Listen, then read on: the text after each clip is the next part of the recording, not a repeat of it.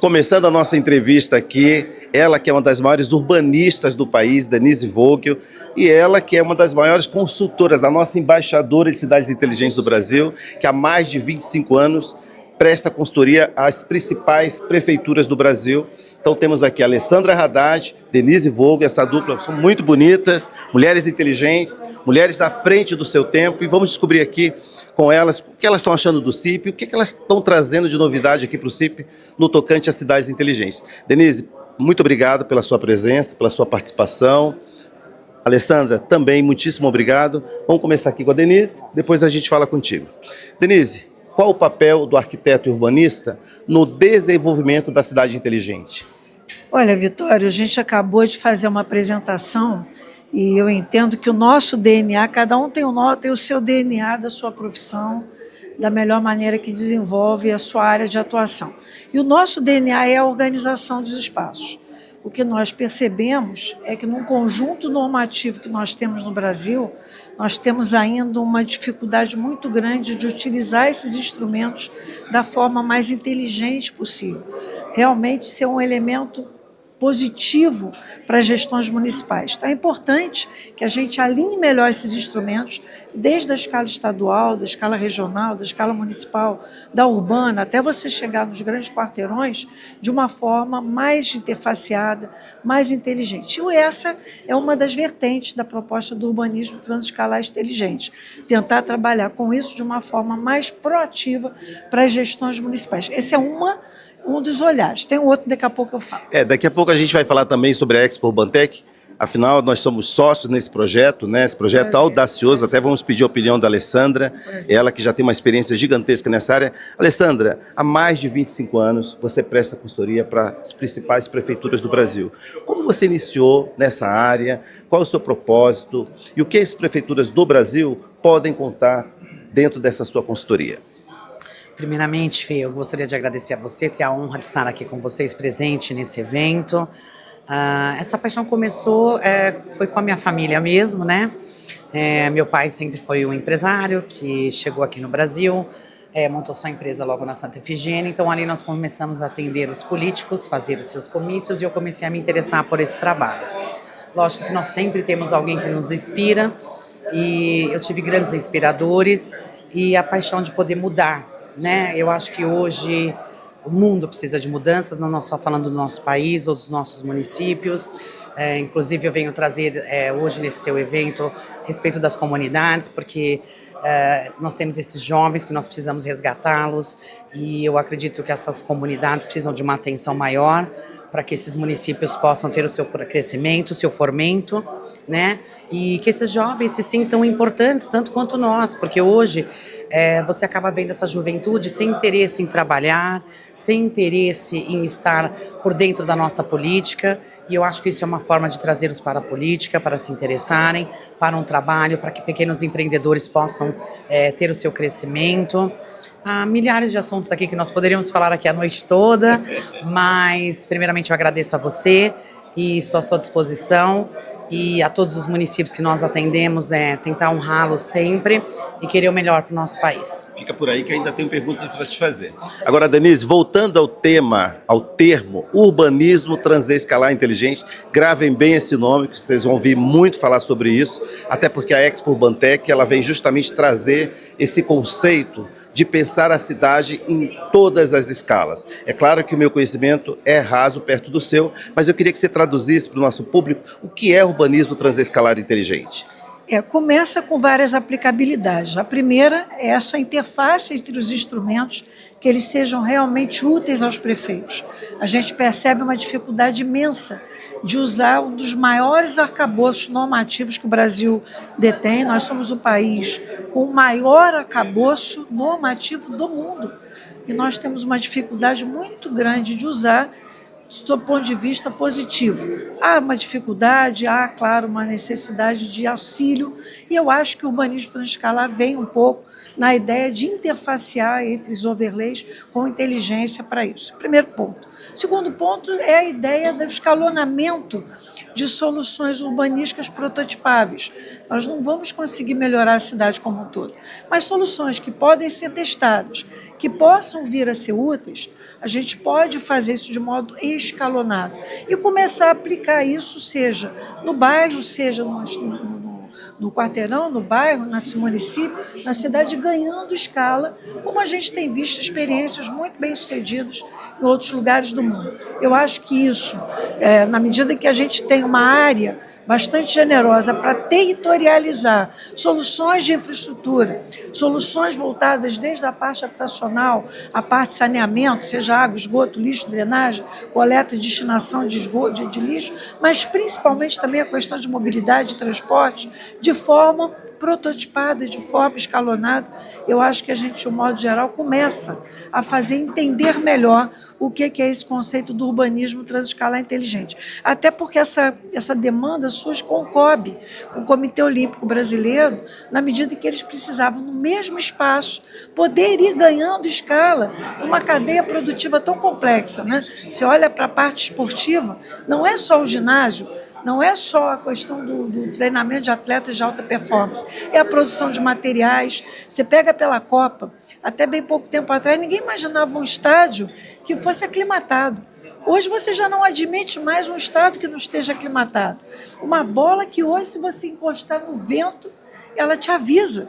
Facilitou e quanto o trabalho dos árbitros. Então é isso, né? Você ir começando numa mesma área, dentro das diferentes cadeias produtivas, a ter soluções prototipáveis e que possam ir ganhando escala, obviamente com uma economia bastante razoável para todos os governos. É um pouco isso. Para finalizar, daqui a pouco a gente vai falar sobre as cidades prototipadas, tá? Agora, mudando um pouco de assunto, Alessandro, eu queria que você falasse sobre aquele projeto das mulheres que visitam seus familiares, seus filhos, esposos, irmãos, nos presídios do Brasil, e você teve uma ideia brilhante que eu gostaria que você falasse, porque assim, é uma situação que pode acometer qualquer um de nós, né? A gente sabe que hoje quem tem carro pode sair na rua, cometer um atropelamento e não ser um bandido e parar lá dentro. E você está desenvolvendo um projeto que permite mães, pais, tias, irmãs, saberem como está a situação do seu parente que está ali preso no presídio, vivendo uma situação de isolamento. Fala um pouquinho sobre isso.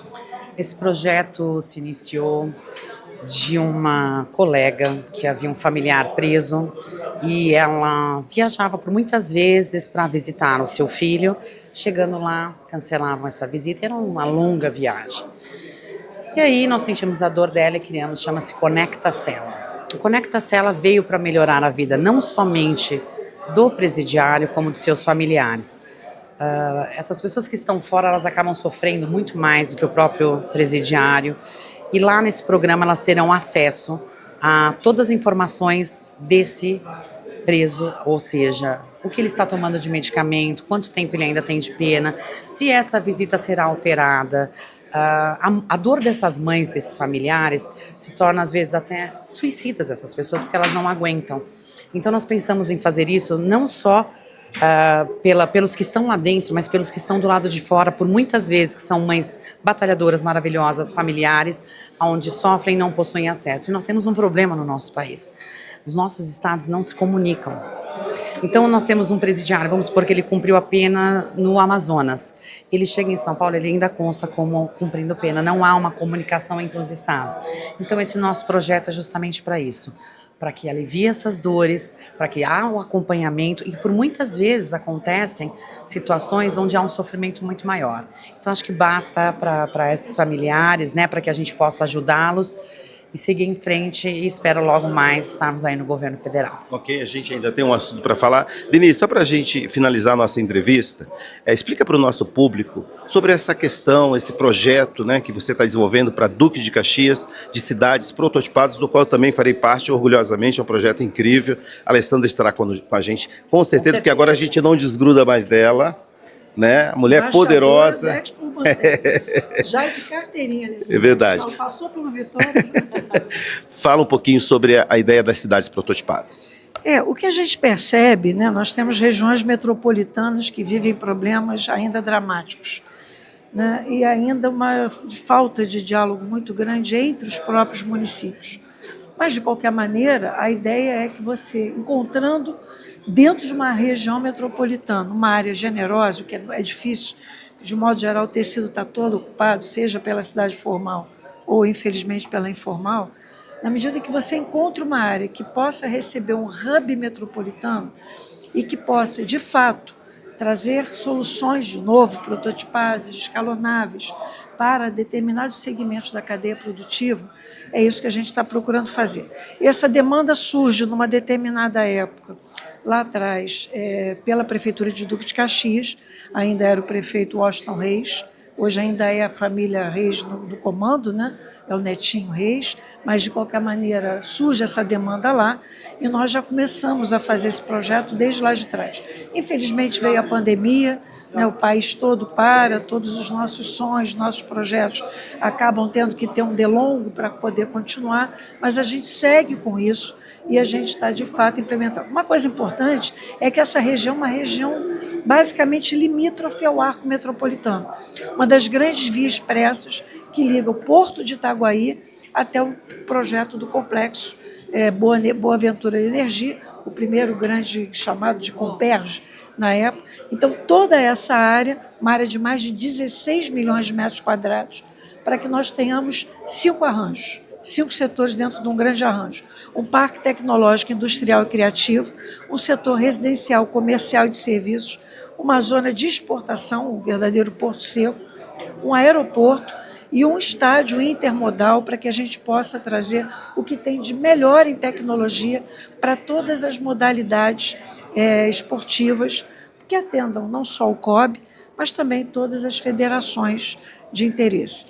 Aliás, já deixa... Principalmente, desculpa, mas é importante que se diga, trazendo uma inclusão social para dentro disso. É fundamental que a gente entenda que se o esporte não for o grande viés de crescimento da população mais carente, eu não conheço outra área, né, Alessandra?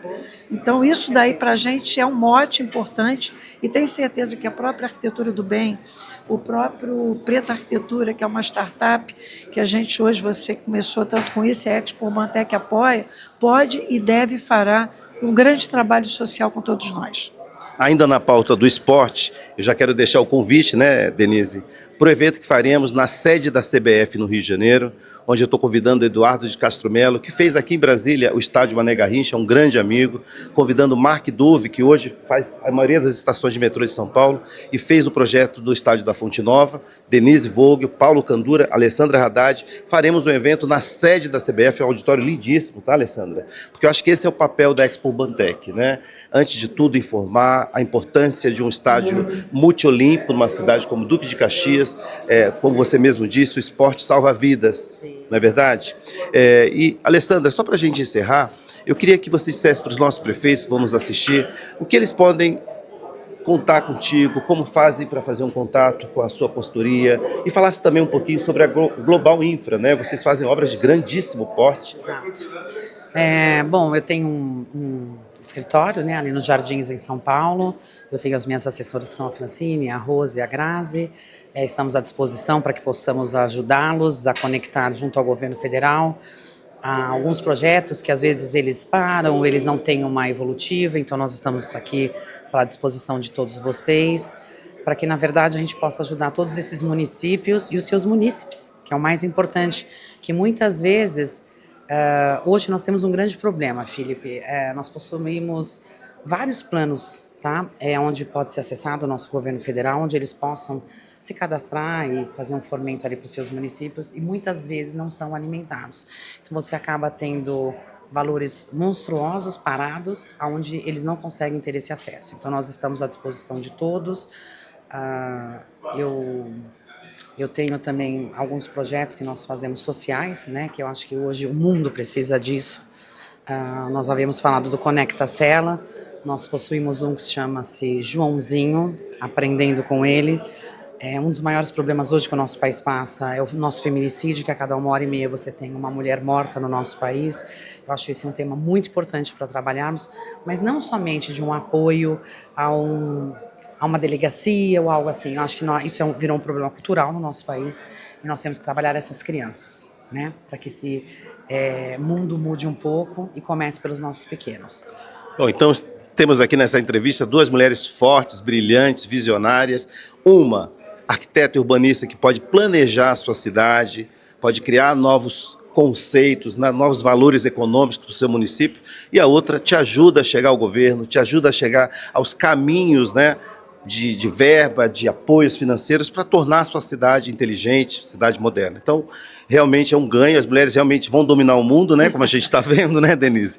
Mas com muita inteligência, com muita elegância. Parabéns pelo jantar. Aliás, muito obrigado pelo seu convite. Eu tive a oportunidade de participar do jantar que ela fez para a comunidade árabe na casa dela, muito prestigiado pela nossa senadora, né?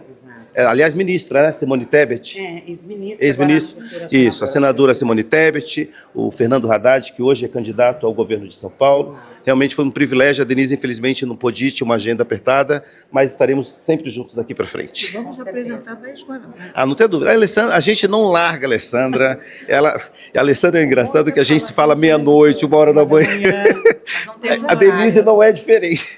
O Vitório me liga, mas são não, mas tudo bem, vamos falar, né? Não, é normal, a gente se fala, a gente não tem horário. Você tá aí? Tô. Então vamos embora. Bom, gente, então, muito obrigado, Alessandra, pela sua presença. Obrigado por ter trazido aqui para o nosso evento o prefeito e arquiteto urbanista Jorge Seba, né? Foi um orgulho, ele teve agora com Paulo Niemeyer, agora pela manhã, ele que se formou em arquitetura e urbanismo aqui em Brasília, então foi um baita reencontro, assim, ficaram horas conversando. Você também, Denise, muito obrigado pela sua presença. Você que me apoia tanto, né, me orienta tanto, é muita experiência Sozinho, junto. ninguém faz nada. É um prazer estar aqui. Então tá bom, gente, muito obrigado, tá?